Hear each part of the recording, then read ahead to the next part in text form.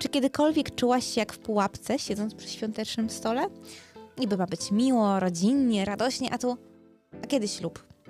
Dlaczego jeszcze nie masz dzieci? Młodsza nie będziesz. Masz jakiegoś kawalera na oku? No, przytyło ci się ostatnio. Święta mogą być wzruszające i cudowne. Dla niektórych jednak mogą być wyjątkowo stresujące. Od zmęczenia obowiązkami po różne napięcia rodzinne. Zwraca się uwagę na występujący stres, lęk, a nawet w skrajnych przypadkach stany depresyjne, które potem mogą towarzyszyć przy dniach, które powinny być dla nas radosne i przyjemne. Dlaczego tak się dzieje? No i jak poradzić sobie z tekstem wuja, że kot ci na starość szklanki wody nie poda, a poza tym co to za teraz moda na różowe włosy. Ale tak wiecie, bez palenia mostów i wielkiej awantury rodzinnej. W końcu kilka miesięcy po Wielkanocy pewnie spotkacie się z okazji Dnia Wszystkich Świętych. Jeśli nie będzie z tej okazji kwasu, to tym lepiej, prawda?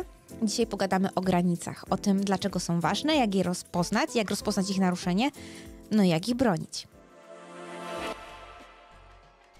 Cześć, jestem Sara, a dzisiaj pogadamy o takich niekomfortowych rodzinnych spotkaniach, na przykład, które mogą się pojawić z okazji świąt wielkanocnych i jak sobie z tym radzić. Zostało niewiele czasu do Wielkanocy, a to często oznacza jedno – wielogodzinne spotkanie rodzinne, podczas których nasze granice mogą być przekraczane. Co prawda, ja te rzeczy znam tylko z opowieści, ponieważ nie obchodziłam Wielkanocy, a dlaczego? No to zajrzyj na nasz drugi kanał Światusy.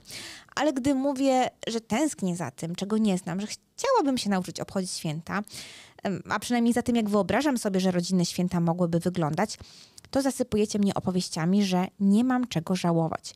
O teściowach wbijających szpilkę, że ten sernik to pewnie kupny i co to za gospodyni, która sama nie przygotuje dobrego ciasta.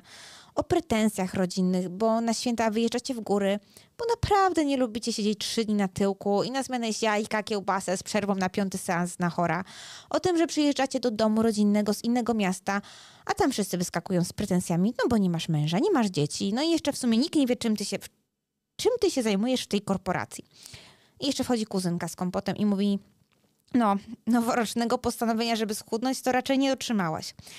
Napiszcie proszę, czy znacie takie historie, nie tylko od święta. Ale zanim przejdziemy dalej, to czym właściwie są te granice? Granice to niewidzialne linie, które wyznaczają, co jest dla nas akceptowalne w relacjach z innymi ludźmi. To trochę jakbyś narysowała płot wokół twojego domu, określają, co wpuszczasz do swojego życia, a co zostawiasz na zewnątrz. Osoby, które nie potrafią stawiać granic, są bardziej narażone na wypalenie i depresję. To przez stres, przepracowanie i życie w niezgodzie ze sobą. Warto o tym pomyśleć następnym razem, gdy zgodzimy się zjeść jeszcze jeden kawałek ciasta, tylko po to, by nie urazić babci. Babcia może strzeli focha na 5 minut, jak odmówimy, ale dla ciebie byłby to większy koszt, jeśli się zgodzisz. A przecież nawet nie mówimy tu o tym, jak niezdrowe jest zmuszanie się do jedzenia, bo komuś będzie przykro. Istnieje 5 głównych typów granic. Fizyczne, te, które wiadomo, jak sama nazwa wskazuje, dotyczą ciała, przestrzeni osobistej i prywatności. Emocjonalne, chodzi tutaj o uczucia i energię emocjonalną.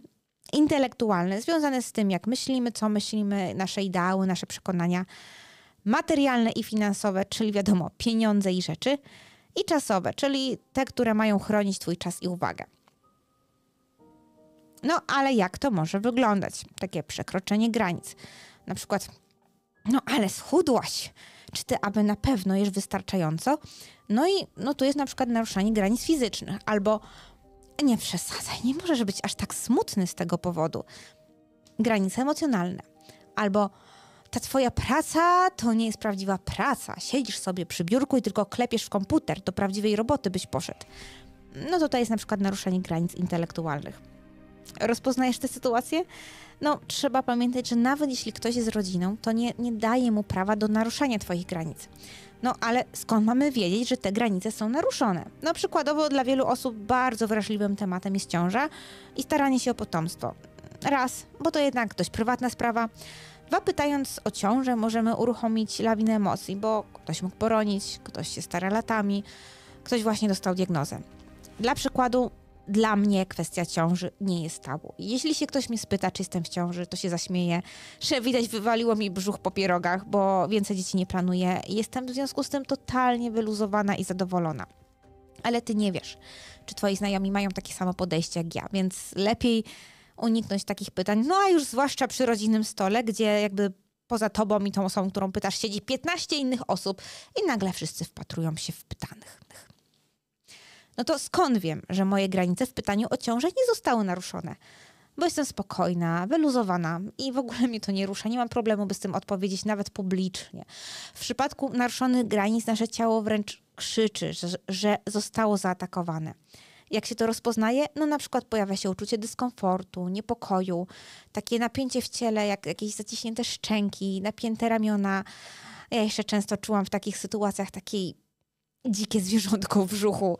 Może to być przyspieszony oddech, albo takie przyspieszone bicie serca, albo po prostu chęć wyjścia z tego pomieszczenia, albo takie poczucie winy lub zobowiązania, że no muszę zrobić coś wbrew sobie.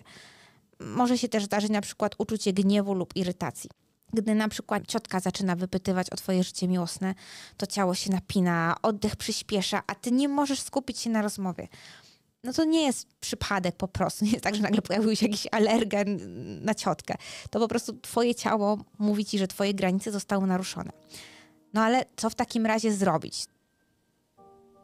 Co, już nigdy więcej nie pójdę do domu rodzinnego na święta. Już będę całe życie unikać rodziny. Ja osobiście nie jestem fanką takiego rozwiązania. I jasne, bywa, że osoby, z którymi łączą nas więzy krwi, faktycznie stosują przemoc emocjonalną lub mają historię innych nadużyć. I w ogóle też nie chcą się zmienić, nie chcą nad tym pracować. Wydaje mi się jednak, że jest różnica między ciągłym, notorycznym obrażaniem, a tym, że wujo mówi seksistowskie żarty, które nawet nie są skierowane w twoją stronę, a ty je słyszysz, nie wiem, raz, 2 razy do roku. Ale twoje poczucie smaku ich nie kupuje, więc wiesz, wuja po 60 raczej nie zmienisz, ale nie musisz się śmiać z jego żartów. A warto pamiętać, że jak się przeprowadzałaś, to cały dzień jeździł swoim autem z przyczepką, żeby ci pomóc przewieźć rzeczy.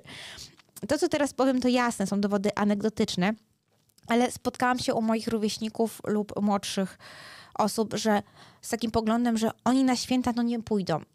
Nie dlatego, że wolą pojechać w góry, że chcą wreszcie odpocząć, odespać, a z rodziną to i tak się często widują i nie potrzebują do tego stołu z maślanym barankiem.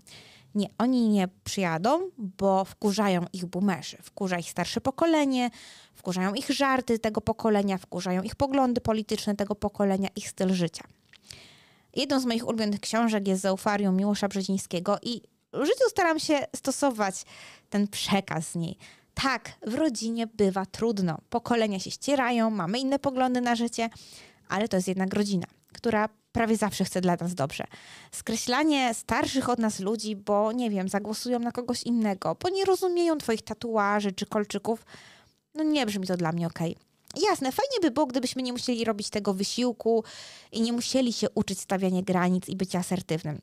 Gdyby, wiecie, w rodzinach było takie domyślne ustawienie, że nikt nigdy nikogo nie uraził.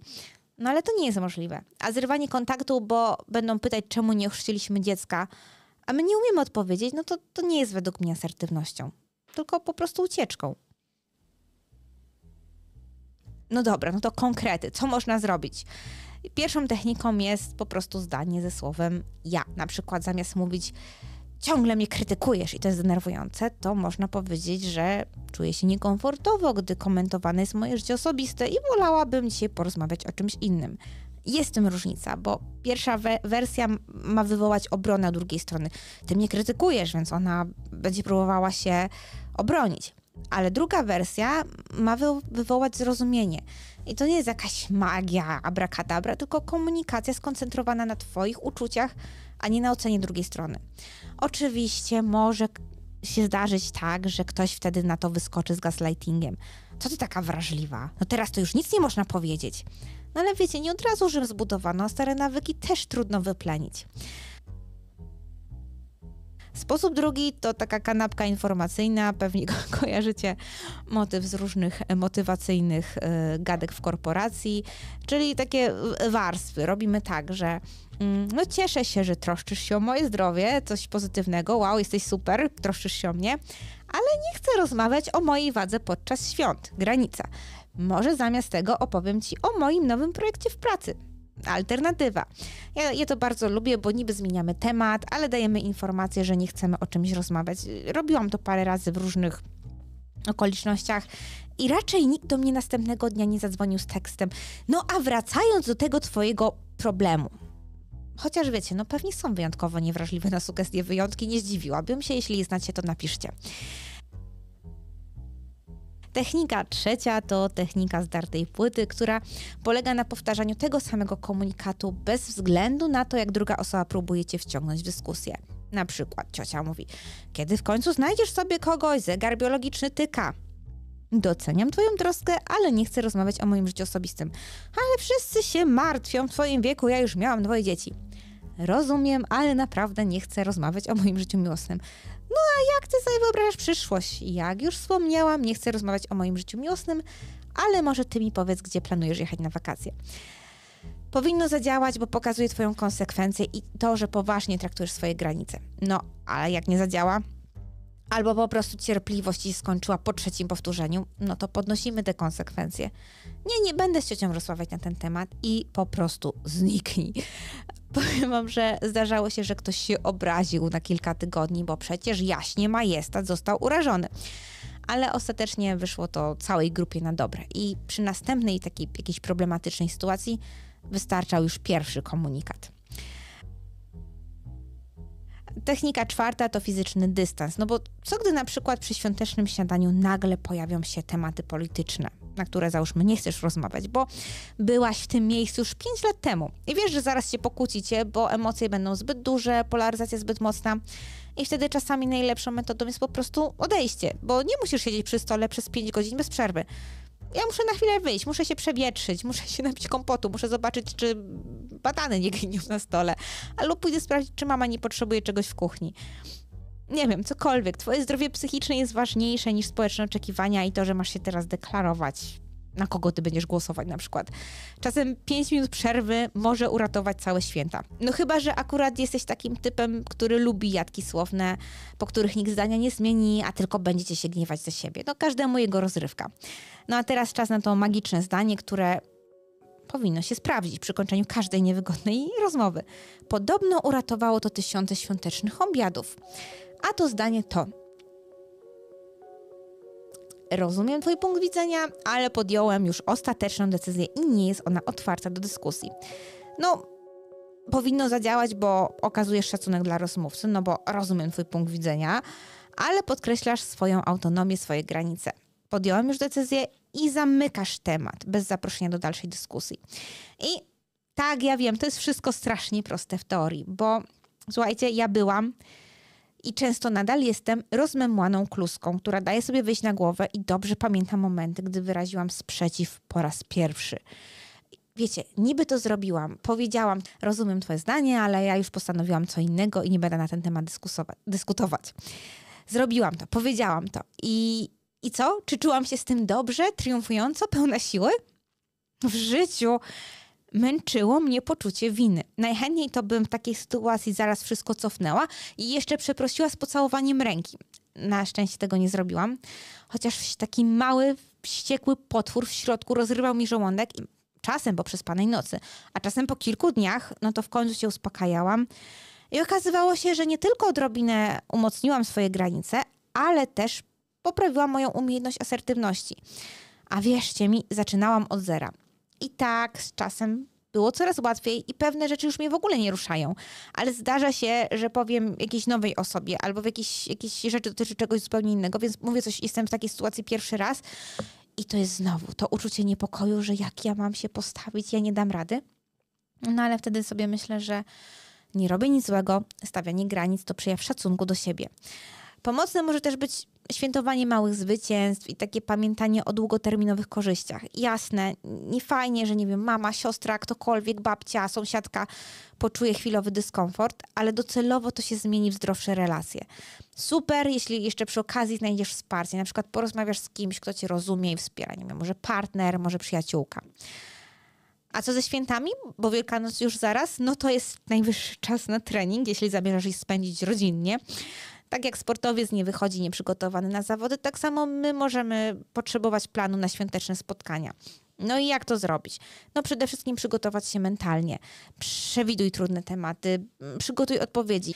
Jakbym miała obstawiać, na pewno pojawi się polityka. Na przykład może wy lubicie na ten temat rozmawiać i okej, ale mnie ten temat męczy i dołuje, więc wiem, że obecnie chciałabym go unikać. Warto też mieć plan awaryjny, na przykład ustalić z partnerem, partnerką, przyjacielem, że teraz potrzebuję ratunku, bo nie wytrzymam tej presji. Można też wyznaczyć limit czasowy, na przykład przyjeżdżamy, ale zostajemy tylko do 17 czy tam innej godziny. Można zaplanować tematy zastępcze, na przykład przygotować kilka takich dodatkowych tematów do rozmów, którymi będziesz mogła je zaserwować z rękawa, gdy zacznie się robić jakaś kłopotliwa sytuacja.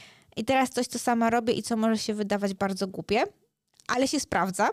I jest to ćwiczenie rozmów przed lustrem. I tak, to się może wydawać idiotyczne i że na pewno nie zadziała, ale to działa, bo robiłam to wielokrotnie.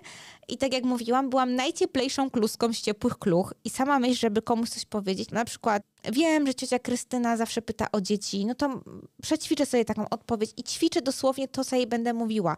To osobista decyzja, o której nie chcę rozmawiać podczas świąt, ale opowiedz mi, jak się czuje twój piesek. I chociaż to brzmi no idiotycznie, tak się może wydawać, to przećwiczenie tego sprawia, że łatwiej jest nam to powiedzieć, gdy faktycznie jesteśmy w takiej sytuacji. No to już są wszystkie techniki, które chciałam dzisiaj przedstawić. No, warto pamiętać, że stawianie granic to jest umiejętność. Sama o tym staram się pamiętać. Im więcej ćwiczę, tym lepiej mi idzie. Ja trenuję razem z wami. Dajcie znać, które z tych technik zamierzasz wykorzystać podczas nadchodzących świąt. A może nie musisz trenować, może masz naturalną asertywność w sobie. A jeśli spodobał ci się ten odcinek, koniecznie sprawdź mój film na temat sygnałów przemocowego związku. Tutaj pojawi się link i w opisie. No i zostaw łapkę w górę, jeśli ten materiał był dla ciebie wartościowy. No i daj znać, o czym chcesz usłyszeć w następnym odcinku. Do zobaczenia. To mi średnio poszło, w ogóle nie wiem. Nie było źle.